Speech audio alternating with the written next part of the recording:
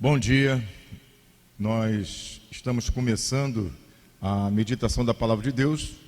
Nós estamos aqui na Igreja Batista Nova Filadélfia, em Vila Metral, Vila Kennedy.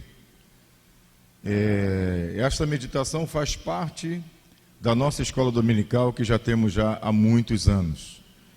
Nossa intenção primária é continuar a escola dominical, a meditação no nosso tema, que é o destino dos mortos, para que a igreja possa continuar a seguir o roteiro que nós havíamos dado ao longo desses anos. Porém, como estamos compartilhando com outras pessoas, como estamos compartilhando com pessoas que não estão conosco, nós queremos explicar que nós estudamos esta palavra já há mais de 3 anos. O destino dos mortos é um tema extraordinário. E nós queremos convidar, não agora, porque esta é uma ocasião especial, mas queremos convidar a todos os que estão nos ouvindo, que estão tendo acesso a nós, a estudar conosco depois de maneira melhor, linear, acerca de Gênesis, começando pelo capítulo 1, versículo 1. Não agora, mas em outra ocasião nós vamos anunciar, para que todos nós possamos caminhar passo a passo de Gênesis 1 até Apocalipse 22, 21. Esse é o nosso convite. Hoje nós ainda estamos no destino dos mortos, e o nosso subtema diz respeito a Mateus capítulo 13, do versículo 1 ao 52, como falamos semana passada. Nossa intenção é mostrar 7 parábolas proféticas, 7 parábolas do reino que são proféticas, neste contexto de Mateus 13, do versículo 1 ao versículo 52. Em outra ocasião nós iremos discutir, porque se você ler os 52 versos, você encontrará 8 e não 7. Em outro contexto, nós explicaremos por que estamos falando de 7 parábolas proféticas. E essas 7 parábolas estão listadas. Elas são: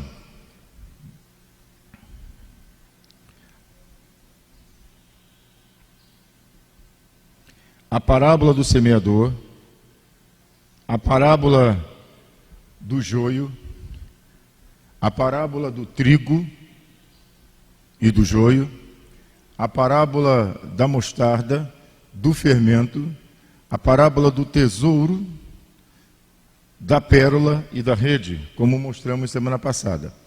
A principal delas e a base de todas elas é a parábola do semeador. Então está aqui as 7 parábolas proféticas do reino. São 7, nessa disposição nós iremos estudar mais à frente. Hoje, de maneira específica, nós queremos trabalhar sobre uma delas, que é a parábola do semeador. A principal de todas. Quem dá esse crédito à parábola do semeador é o próprio Mestre Jesus. Se você for ler os 52 versos, você vai perceber que a maioria dos versos se detém acerca do semeador e do joio. Ou seja, essa é a base de todas as parábolas. É isso que nós queremos que todos entendam com calma. Então, são 7 parábolas proféticas, mas nós queremos nos deter na parábola do semeador. A parábola do semeador, ela tem um contexto extraordinário,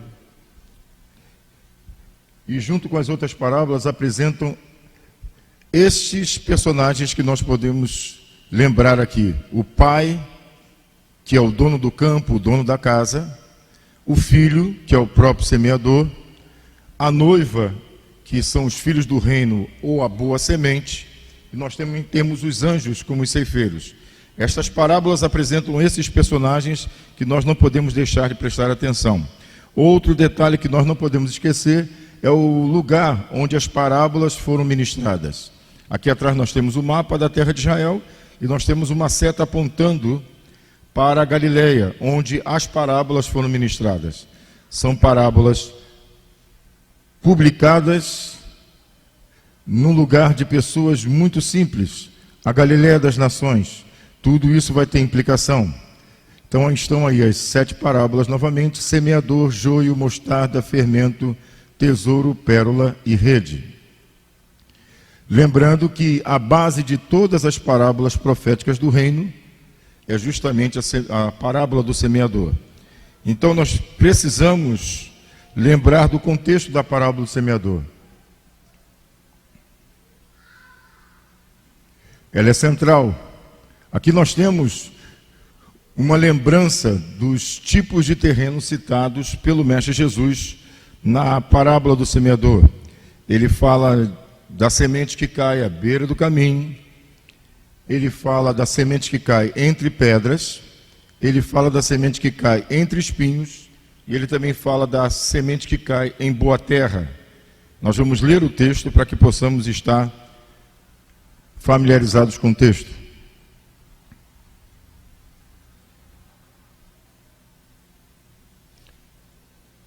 Se você puder acompanhar na sua Bíblia, então, nós vamos abrir em Mateus, no capítulo de número 13, no versículo de número 3, e nós vamos acompanhar. Mateus, capítulo 13, versículo 3. Para que não fiquemos em nossas palavras, o texto sagrado diz: e falou-lhes de muitas coisas por meio de parábolas, dizendo: certo semeador saiu a semear. Mateus 13, verso 4. E quando semeava, parte da semente caiu à beira do caminho, e vieram as aves e a comeram. Verso 5. Outra parte caiu em terreno pedregoso, onde não havia terra bastante, e logo nasceu, porque a terra não era funda. Verso 6. Mas, saindo o sol, queimou-se e secou-se, porque não tinha raiz. Verso 7. Outra parte caiu entre espinhos, e os espinhos cresceram e a sufocaram. Verso 8. Outra caiu em boa terra e deu fruto, uma semente produzindo a 100, outra semente a 60 e outra a 30 por 1. O verso 9, ele faz um fechamento dizendo: quem tem ouvidos para ouvir, ouça. Mais à frente, o Mestre Jesus explica essas parábolas que ele contou, e ele explica as imagens, e é isso que nós vamos tentar entender aqui. Ele diz o seguinte, verso 18 de Mateus 13: escutai-vos, pois, a parábola do semeador. Verso 19: ouvindo alguém a palavra do reino, e não entendendo, vem o maligno e arrebata o que lhe foi semeado no coração. Este é o que foi semeado à beira do caminho, como está no gráfico. Verso 20: porém, o que foi semeado em terreno com pedras é o que ouve a palavra e a recebe imediatamente com alegria. Verso 21. Mas não tem raiz em si mesmo, antes de pouca duração. Chegada a angústia e a perseguição por causa da palavra, logo se escandaliza. Esse é o segundo caso da semente que cai entre pedras. O terceiro caso, versículo 22, o que foi semeado entre espinhos é o que ouve a palavra, mas os cuidados deste mundo e a sedução das riquezas sufocam a palavra e fica infrutífera. O quarto caso, verso 23, boa terra. Mas o que foi semeado em boa terra é o que ouve a palavra e a compreende. Ela dá fruto e produz a 100, a 60 e a 30 por 1. Esse é o texto que a gente precisava ler, para que não fique somente nas minhas palavras e nos meus comentários. Você tem 4 tipos de terrenos. apresentados pelo mestre na parábola que vamos destacar hoje, que é semeador. Das 7 que nós temos, todas as 7 proféticas, nós vamos destacar semeador e especificamente destacar esse terceiro terreno, que é o terreno onde a semente cai entre espinhos, entre espinheiros. Nós devemos pensar em um homem com uma bolsa, um alforje pendurado ao pescoço, contendo sementes. Ele sai na direção daqueles sulcos abertos para que possa receber a semente, e ele vai espalhando, ele vai espalhando, ele vai espalhando, e ele vai contar para nós em que tipo de terreno sua semente vai frutificar e em que tipo de terreno sua semente vai se perder. Ele fala de um lançamento só, mas diferentes resultados em cada lugar. Ok, lembrando que a parábola do semeador é a base de todas, sem esquecermos desse detalhe, nós vamos agora nos deter mais uma vez em um dos pontos da parábola do semeador destacado pelo mestre e que nos chama a atenção. Qual seria a nossa intenção hoje? Para provar para você que as Escrituras formam um conjunto, uma plenitude, que não deveria haver divisão entre antigo e novo, entre velho e novo, para provar para você que a Bíblia é uma plenitude de Gênesis 1, Apocalipse 22, 21. Eu hoje vou me deter na parábola do semeador, no terceiro terreno, que é o terreno com espinhos, em um tipo de pessoa que o mestre qualifica como tendo recebido a palavra, e a reação e o contexto que essa pessoa vive quando recebe a palavra. Então, é muito importante, não somente a palavra é sempre boa, a semente é maravilhosa, mas o mestre diz que o terreno implica no resultado, que é o coração da pessoa, e o contexto em que ela está. Por exemplo, o contexto que ela está pode ser endurecido, o contexto que ela está pode ter pedras, ou o contexto que ela está pode ter espinhos.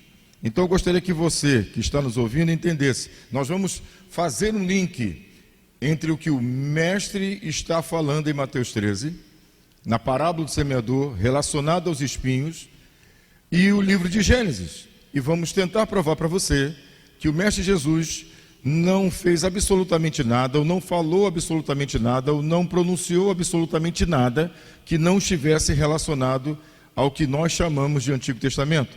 Porque para o mestre não existia ainda o chamado Novo Testamento. Ainda não estavam registrados de Mateus, Apocalipse, nenhum tipo de volume. As escrituras que o mestre usavam eram justamente de Gênesis para nós até Malaquias, ou de Gênesis a Crônica, segundo a arrumação na Bíblia hebraica. De qualquer maneira, o mestre, quando ele recorre, as escrituras a qual ele recorria, eram justamente essas que por muitos é desprezado como velho.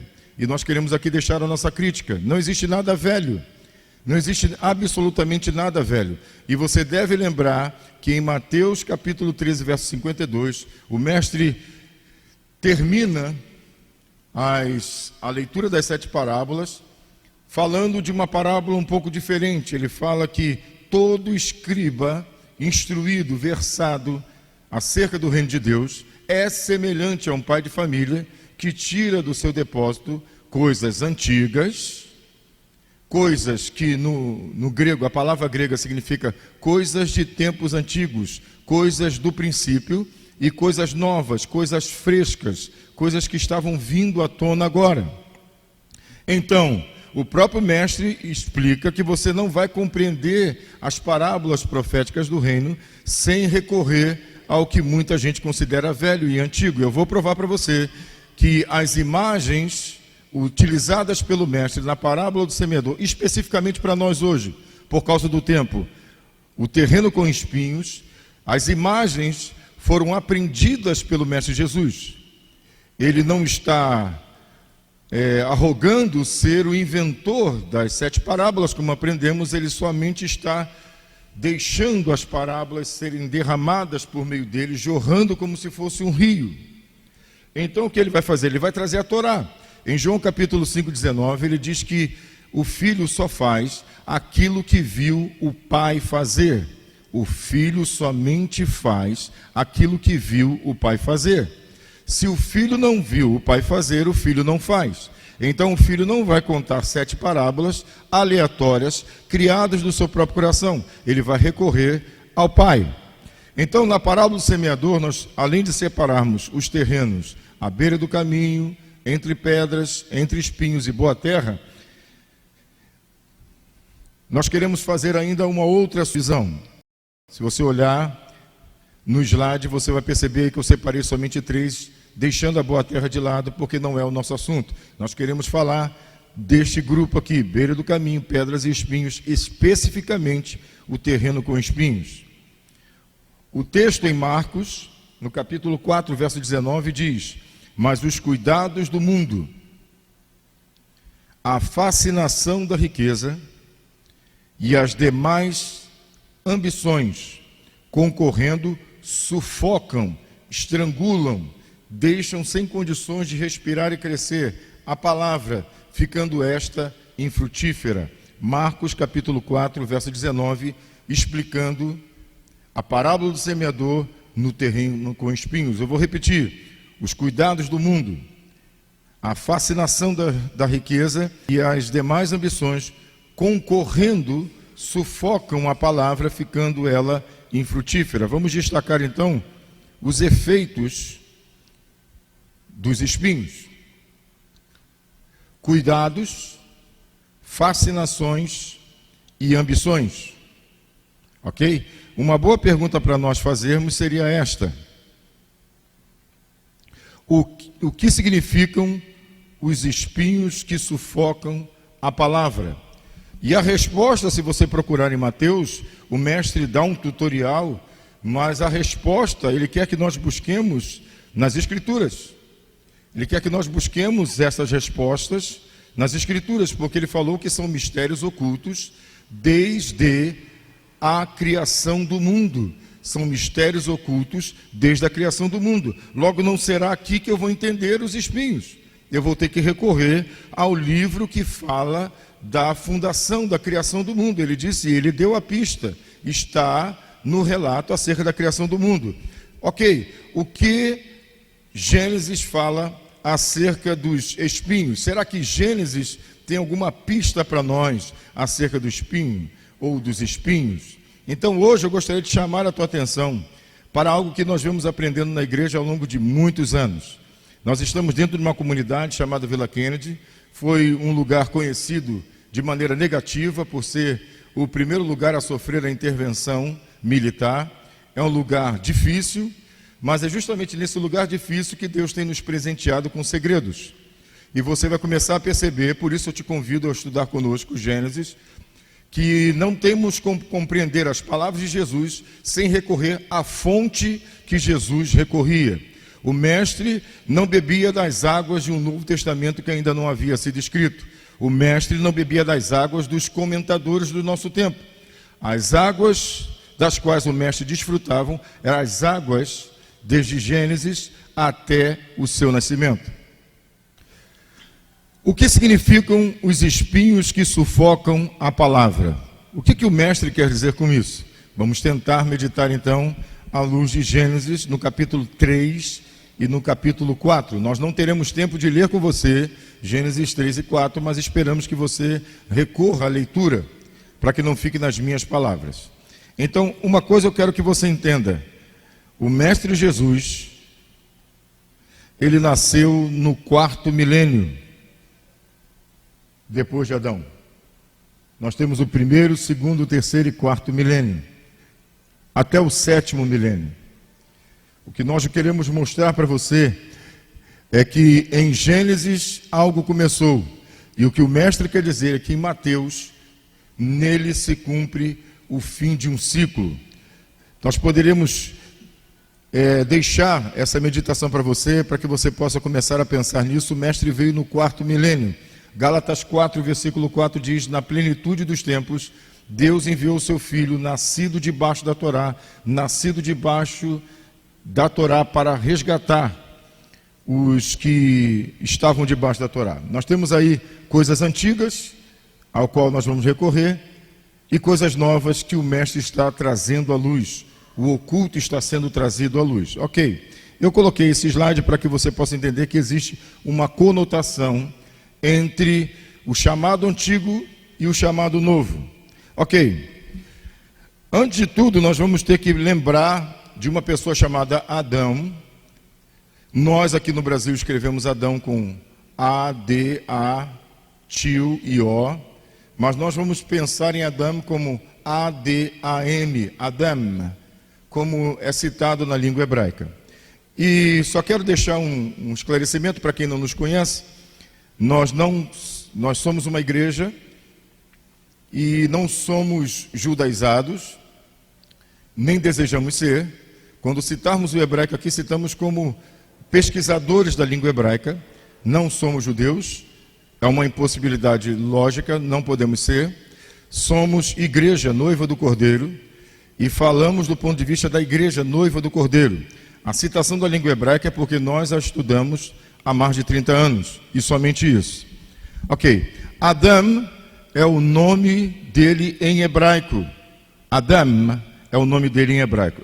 Esse indivíduo é extremamente importante para que possamos entender o que o Mestre quer dizer com espinhos, espinheiros, que sufocam a palavra e ela se torna infrutífera.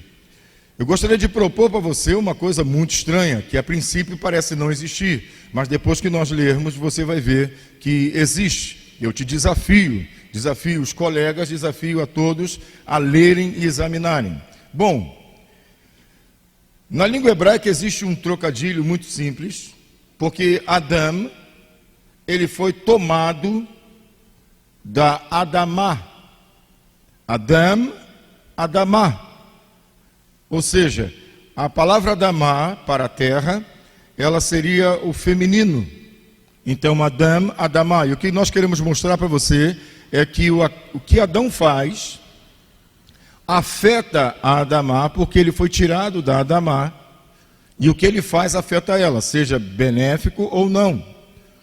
Como Adão traiu o Eterno e transgrediu, o efeito do que ele vai fazer atingirá aquela da qual ele saiu. Eu gosto de um texto maravilhoso na carta aos Romanos, no capítulo 8, se você puder abrir comigo, você vai abrir. Romanos capítulo 8, o apóstolo Paulo fala algo que eu lia e não compreendia. No capítulo 8 ele fala, no versículo 19, a ardente expectativa da criação aguarda a redenção dos filhos de Deus. Ele fala da criação, personalizando a criação como se fosse alguém que está aguardando a revelação dos filhos de Deus. Isso nós podemos falar no tema O Destino dos Mortos mais à frente. Verso 20. Pois a criação, ele diz, ficou sujeita à vaidade, não por sua vontade, mas por causa daquele que a sujeitou. Vou destacar o verso 20. Pois a criação ficou sujeita à vaidade, não por sua vontade, mas por causa daquele que a sujeitou. A criação ficou sujeita não por sua vontade, diz Paulo em Romanos capítulo 8, verso 20. Ela não ficou sujeita porque ela quis. Alguém a sujeitou. E a sujeitou por causa de alguma coisa.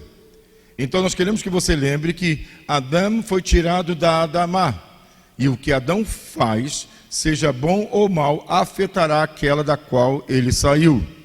Como Adão traiu a Deus, a Adamá é colocada junto com ele no cativeiro. Romanos 8:20 diz que ela não foi colocada no cativeiro por sua vontade. Ela foi sujeita a uma situação que ela não desejou, como se ela fosse uma pessoa. Então, o culpado dela estar nesse cativeiro é Adão. Então, queremos colocar para você aqui um pequeno gráfico para que você possa entender o que estamos falando. Nós temos a palavra Adão, e nós temos depois a palavra Adamá. Adão, nós vamos traduzir como o terreno que veio da terra. Adão, Adamá. Adão, Adamá. Se você prestar atenção, é somente uma letra a mais, porque Adão veio dela e o que ele faz afeta ela. O que ele faz afeta a criação. Então nós temos aí, a criação ficou sujeita ao cativeiro, não por sua vontade. Acredite, é nesta sujeição da Adamá que nós vamos encontrar os espinhos. Voltando para Gênesis, no capítulo 3, depois que Deus envia seus anjos para a leitura da sentença, a sentença é lida para Satã, a sentença é lida para a mulher, e depois a sentença é lida para Adão. E o versículo 17 de Gênesis capítulo 3 diz: a Adão disse, porque destes ouvidos à voz da tua mulher, e comestes da árvore que te ordenei, não comerás dela. Deus diz, Arurá Hadamá, maldita é a terra por tua causa. Em fadiga comerás dela todos os dias da tua vida. Gênesis 3, verso 18. Ela produzirá também espinhos e abrolhos. E comerás das ervas do campo. Verso 19. Do suor do teu rosto comerás o teu pão, até que tornes a terra, porque dela foste tomado, pois é pó, e ao pó tornarás. Queremos destacar então o verso 17 e 18 para você em Gênesis 3. Leia com calma, você vai ver que a causa da Adamá ser amaldiçoada e colocada em cativeiro, como Paulo fala em Romanos 8, versículo 20, é justamente o que ele fez. Ele diz, por tua causa, por tua causa, por tua causa. E é interessante como a Adamá, a terra, a criação, aquilo que Deus criou para benefício do homem vai sofrer por causa dessa traição, dessa transgressão. E é interessante que é colocada uma imagem da terra, a terra que antes produzia com abundância, sem que o homem precisasse suar o seu rosto, a terra que dava resposta à semeadura com muita facilidade, com muita abundância, agora ela traz trabalho, ela traz labor, se torna extremamente trabalhoso, porque ervas daninhas começam a crescer num campo onde foi semeada uma semente boa. Então a minha pergunta é, de onde o mestre tirou a ideia de que alguém saiu a semear e em lançando a semente, o terreno já não é o mesmo. O terreno é variado, existe terreno pisado, existe terreno com pedras e existe terreno com espinhos. Ele fala que a semente é sempre boa, ou seja, quem está ouvindo a palavra para o nosso intermédio, entenda, a palavra de Deus é sempre boa, não importando quem a está falando, a semente é muito boa. Mas importa sim como você está, e importa sim o contexto que você vive. O interessante de Jesus é que eu vou falar aqui, eu vou identificar para você o espinho, eu vou identificar a sociedade dos espinhos, mas eu quero que você entenda que Jesus não coloca a culpa no contexto, mas sim em quem tem um coração propenso a aceitar a pressão.